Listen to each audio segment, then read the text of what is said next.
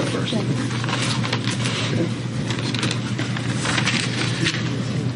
Thank you for having me. My name is Michael Smith. I've been a proud member of the United Steelworkers Union for 22 years. My stepfather was a steelworker, and so was his father. So I have known, literally for as long as I can remember, the benefits and the stability that a good, middle-class, family-sustaining union job can provide. I work for Koppers Chemicals. It's a local Pittsburgh company. Our headquarters are a couple blocks away, in fact. The plant I work at is in Clairton, Pennsylvania. We process the tar that is produced by a byproduct of the U.S. Steel facility, Clairton Coke Works. It's the biggest producer of coke in the United States. Our main product is carbon pitch, which is used by the aluminum industry to make aluminum. We were informed in January that our plant is shutting down, and all of our jobs we lost as a result of the decimation of the aluminum industry by foreign imports, particularly from China. Even though the demand is very strong for aluminum, the prices continue to be low because countries like China unfairly compete and produce material at a fraction of the cost, as they have sweatshop labor, few environmental and safety protections, and a government that subsidizes the industry and manipulates currency. It is becoming more and more impossible for companies here in the United States to compete given these circumstances. To give you an idea, 15 years ago, there were 23 aluminum smelters in the United States. By the end of this year, we're going to be down to 3. That's thousands of jobs and thousands of families that are affected by this. I would put American workers up against the workforce of any country if there was somehow a level playing field. There have been trade agreements enacted that were supposed to help with these issues, but time and time again, they have failed to help the American workers. Instead, agreements like NAFTA, the U.S.-Korea Free Trade Agreement, and the establishing of permanent normal trade relations with China have helped the big multinational corporations that write these agreements get richer, while often leaving middle-class, hardworking Americans like myself out to dry. I'm very happy to be here alongside a candidate that has always been firmly against these types of deals, including the proposed TPP agreement, which will only lead to more job losses for the middle class. It is clear to me that Bernie Sanders is the only candidate that has never wavered in his support of hard-working middle-class Americans. I want a better future for my children. That's why I'm working to make Bernie Sanders the next President of the United States of America. Thank you.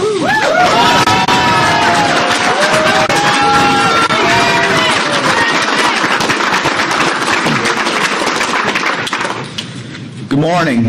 I'm Scott Slauson. I'm president of UE Local 506 in Erie, Pennsylvania. Over 100 years ago, General Electric made the decision to build a locomotive plant in Erie, Pennsylvania. Over the course of many years, the facility grew and prospered as a community grew around it. In its prime, it employed over 16,000 workers. By the mid-90s, the workers proved they could build the highest quality, most reliable locomotives on the rails. But after NAFTA and other free trade deals, we increasingly seen work being shipped overseas. Through 2008, GE was producing close to 1,000 locomotives per year. In 2009, we suffered a devastating layoff due to a recession with the economy. Work rebounded quickly, however, and employment levels came back. But in 2011, our union gave many concessions during contract negotiations in an effort to stop bleeding jobs overseas. GE continued to build facilities in other countries and strip away good manufacturing jobs here in America. In 2013, they announced yet another devastating blow.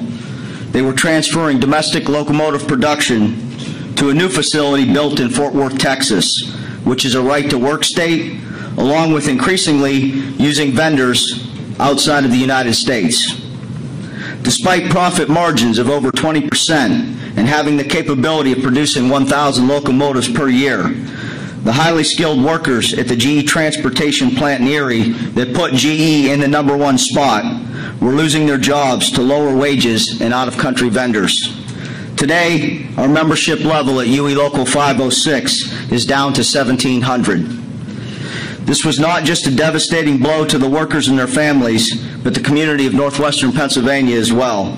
It is estimated as many as 18,000 jobs in the surrounding 7-county area will be impacted by GE's decision to needlessly transfer this work.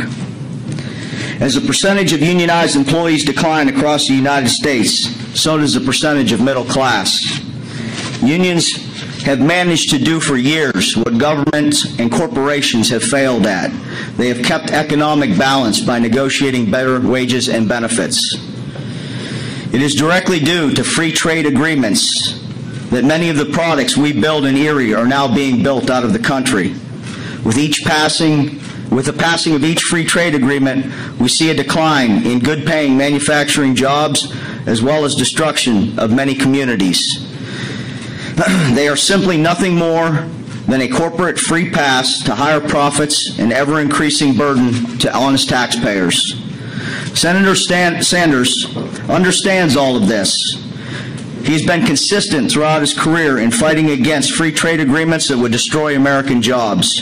He has been constantly fighting to ensure the middle class and working class have the ability to support their families and have adequate health care. It is for these reasons that I am proud to stand up here with Senator Bernie Sanders.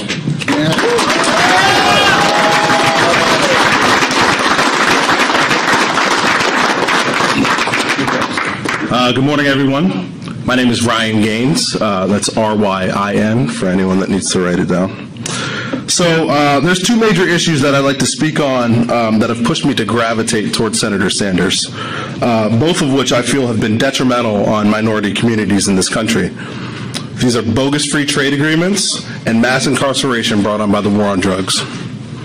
So when it comes to free trade, we've seen the effect that it's had on the American working population. Once great blue-collar jobs are now gone, these are good-paying jobs that people were proud to have. We've been asked to compete with international markets that have no respect for workers' rights, no respect for workers' dignity. And these employers have proven that in the end they do not care whether or not a worker has the ability to provide a decent and respectable life for themselves and their families.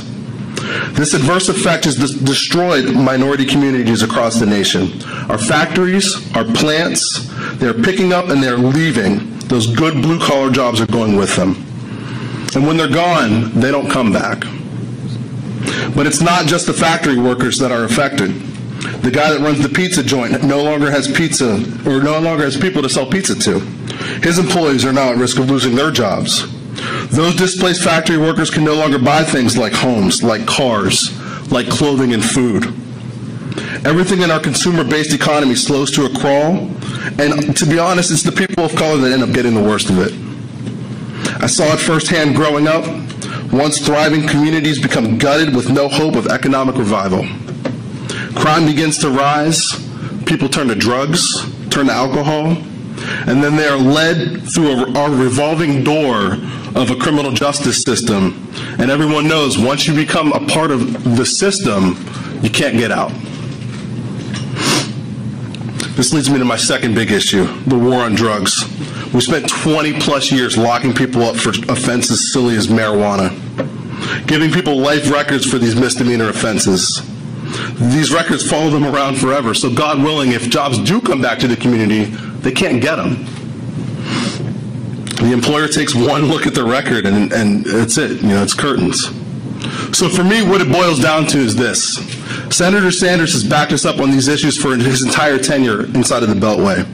I've watched him preach to an empty Senate floor, railing against corporate interests the same way that he is today.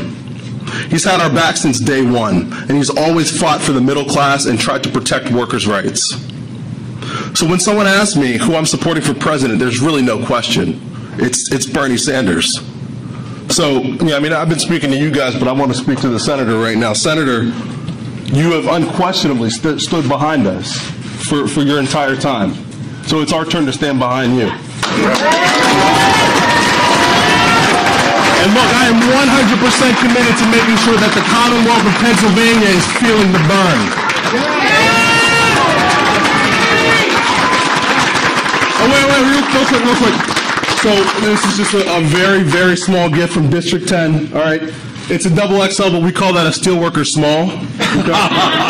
And it's got a couple buttons supporting our adjunct organizing campaign at Pitt, and I want you to have this. Thank you very much. Thank you very much.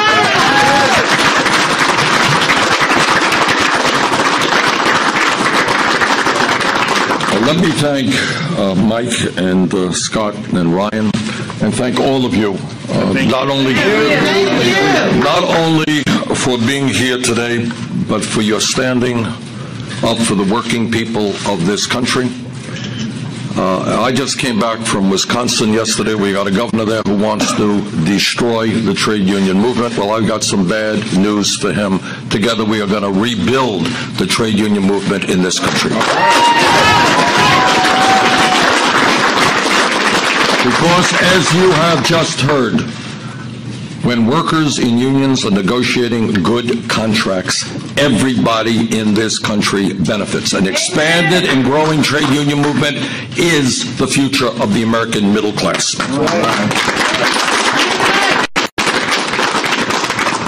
And let me also agree with Ryan, it is time to rethink this war on drugs. Too many lives have been destroyed. When we talk about why the middle class is disappearing, when we talk about why 47 million people are living in poverty, when we talk about why in this country we have more wealth and income inequality than almost any major country on earth, we have got to talk about our disastrous trade policies that have cost this country millions of decent paying jobs. Over the last 35 years, our trade agreements have been rigged by corporate America to shut down manufacturing plants in Vermont, in Pennsylvania, and throughout this country, throw workers out on the street, and move to Mexico, China, and other low-wage countries where workers are paid pennies an hour. Let me just repeat a story I just mentioned to the people behind me a few minutes ago. Back in the early 1990s, when NAFTA was being debated, I went to Mexico to look at the workers there, to meet with workers there who are now doing the work that many workers in Pittsburgh or Vermont had previously done. And when I went to the Maquiladora area in Mexico, what I saw were shiny, state-of-the-art new factories owned by American corporations and European corporations. Beautiful new factories. And I said, I want to meet with some of the workers there, and I want to visit them in their homes. Problem was, I could not visit those Mexican workers in their homes because they did not have homes to live in. They were literally living in cardboard shacks with filthy water running by as their source of water, one electric bulb dangling from someplace. They were making back then, this is the early 1990s, 25 cents an hour. And it became clear to me that trade policy cannot be a policy in which American workers are forced to compete against people making pennies an hour. Now, all of us want to uplift poor people around the world. We can do that without the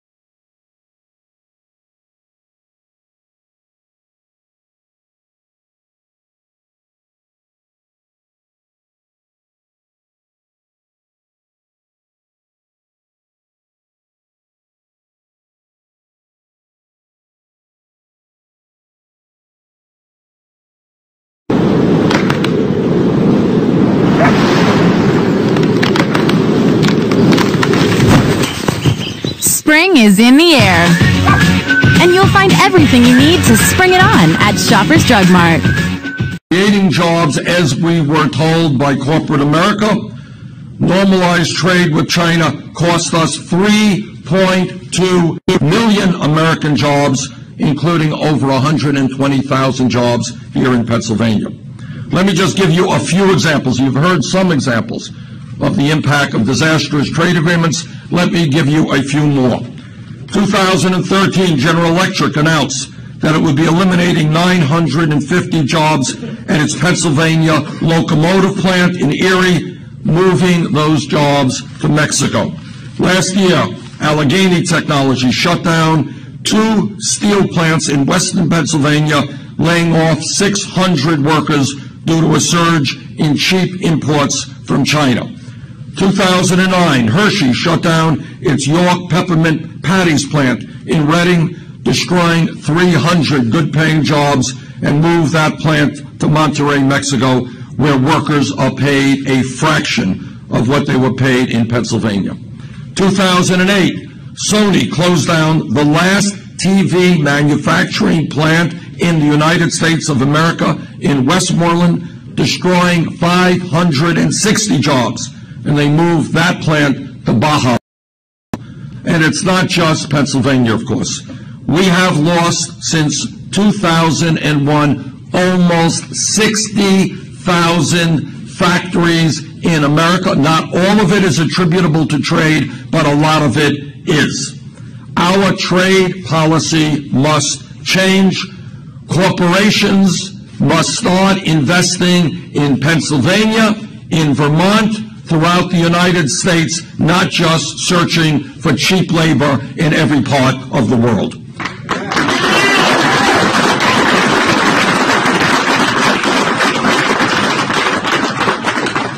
American workers, you talk about free trade. Well, let me tell you, American workers should not be forced to compete with workers in Vietnam who are paid 65 cents an hour, which is what the minimum wage is in Vietnam.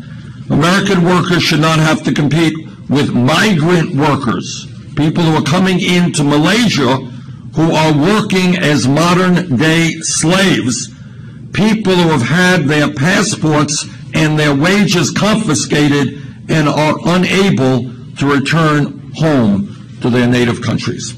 That is not free trade.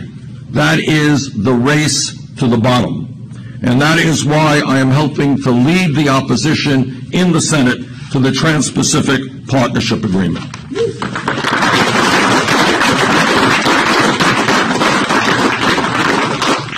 Sadly, as Secretary of State, Hillary Clinton spoke favorably about the TPP some 45 times. In fact, she called it the gold standard of trade agreements. Now she says she has reservations about it, and when a whole lot of people put pressure on her, she decided to oppose it. Well, let me be very clear what I will do if elected president.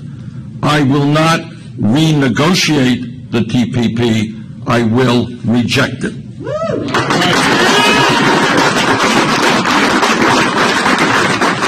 I will not send any trade deals to Congress that will make it easier for corporations to shut down in this country and move abroad. I will not send any trade deal to Congress that it would increase the price of prescription drugs, which is what the TPP would do, deregulate Wall Street, or undermine Buy American laws. That is what I won't do. This is what I will do. I will fundamentally rewrite NAFTA, CAFTA, PNTR with China, and the Korean Free Trade Agreement. We have got to lift up the standard of living of workers in this country and throughout the world. Trade is a good thing, but it has got to be based on fair principles, not unfettered free trade.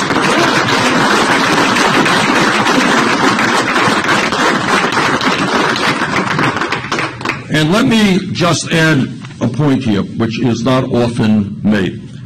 Sometimes when a factory shuts down and hundreds or thousands of workers are thrown out on the street, it is apparent to everybody what a disastrous trade agreement is about. But what is more subtle, what is not often seen, is what we call the race to the bottom.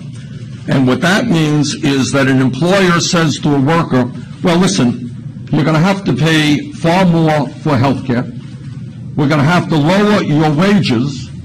And if you don't accept that, we're going to move to China or Mexico. Those are your options. Either take a cut in your standard of living or we move abroad. And the result of that is that in industry after industry, many of the new manufacturing jobs and blue-collar manufacturing jobs used to be the gold standard for American workers in this country, middle-class jobs. What is happening now is that many of those jobs are now paying 10, 11, 12 bucks an hour, wages that people cannot live on. So we have got to take this issue head on. What we have got to do is to say that trade agreements have got to work for these people and their families, not just the CEOs of large corporations.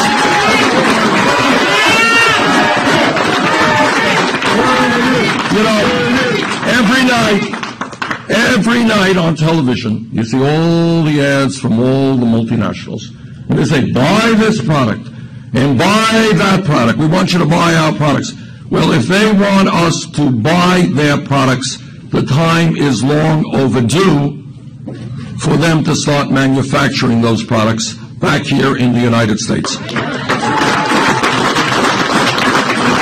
When we rebuild manufacturing in America, when we rebuild the trade union movement so that workers have the right to negotiate good contracts, when we raise the minimum wage to 15 bucks an hour rather than the $7.25 minimum wage today, which is a starvation wage, when we rebuild our crumbling infrastructure, that is our water plants and our wastewater plants and our roads and our bridges and our levees and our dams and our airports and our rail system, we can put millions of people back to work at decent paying jobs.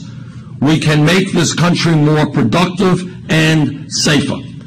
So what our job together is to create an economy that works for all of our people, not just the 1%, not just the CEOs in corporate America. Thank you very much.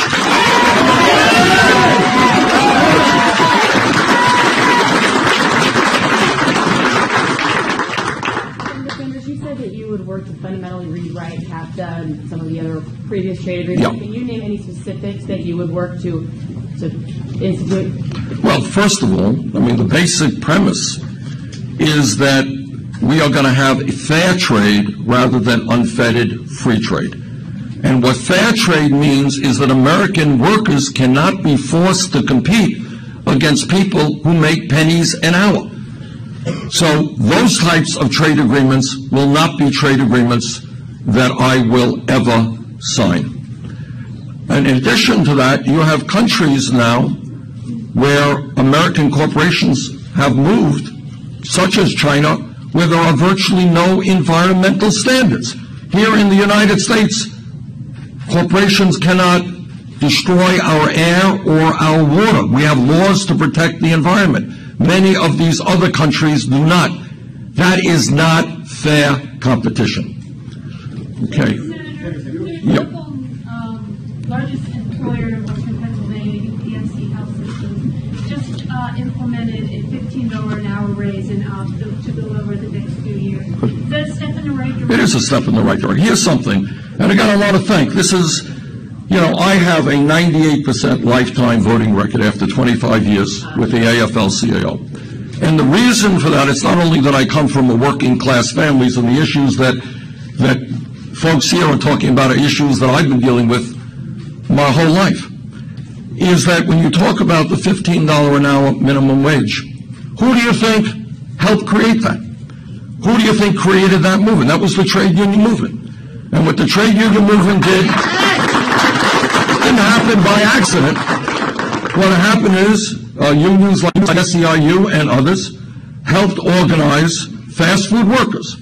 And the fast food workers stood up and they said, and I talked to young people, or not so young people, never forget this. A year ago I was in Detroit, Michigan, and I met with young people, people of color, young men, young women. They were working at McDonald's for $7.25 an hour. They couldn't even get a 40-hour-a-week job. They had a 20-hour-a-week job here. They got on a bus, they went someplace else to work at McDonald's for another 20 hours. That is not the way you create a life.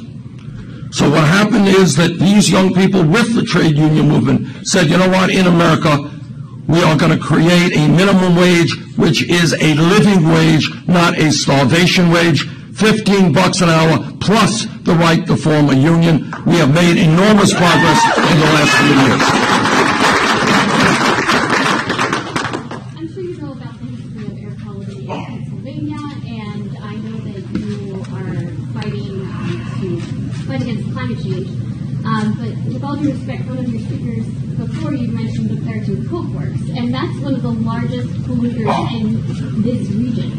So what is your plan to marry your fight against climate change with manufacturing? I think you can do both. I think you can do both. Corporations are going to have to invest in making sure that our kids do not breathe polluted air. We can do that, but we do not have to destroy the manufacturing sector in this country to do that. Okay. Yeah. A lot of the manufacturing base was basically hauled out in the 1980s before NAFTA and a lot of the trade agreements were closed. The reasons for that are varied. They have to do with the lack of investment in new technologies. Do you worry that by focusing on trade so much, you risk overlooking some of those trends? And what do you want to do for the workers who get displaced by new automation? Look, here's the bottom line. And you're right. I mean, trade, as I've said many times, is not the only factor, but it is a very significant factor, and that's often underestimated. Here is the bottom line about the economy, and I've got 10,000 people waiting for me in a minute. The bottom line is that in the last 30 years, and we don't talk about this very much, and this gets to media and so forth, there has been a massive transfer of wealth in this country from the middle class and working families to the top 1/10 of 1%. Top 1/10 of 1% has seen a doubling of the percentage of wealth that they own in this country. Today, we are in the absurd situation where the top 1/10 of 1% now owns almost as much wealth as the bottom 90%. We are in a situation where the American worker today is working longer hours than the people of any other country. The Japanese are very hard workers. We work longer hours than do the people in Japan. And yet 58% of all new income is going to the top 1%. So to answer your question, we have to rethink the economy in a way that says this economy, you know, people like Pope Francis talk about this issue. A moral economy, not an economy based on greed and selfishness, but a moral economy which says that the middle class has a right to exist. Our children have a right to live with security and dignity. We should not have the highest rate of childhood poverty of almost any major country on earth. Those are the issues that we have got to deal with. And once we accept those parameters, yes, of course, we can create an economy that works for all of us. Thank you all very much.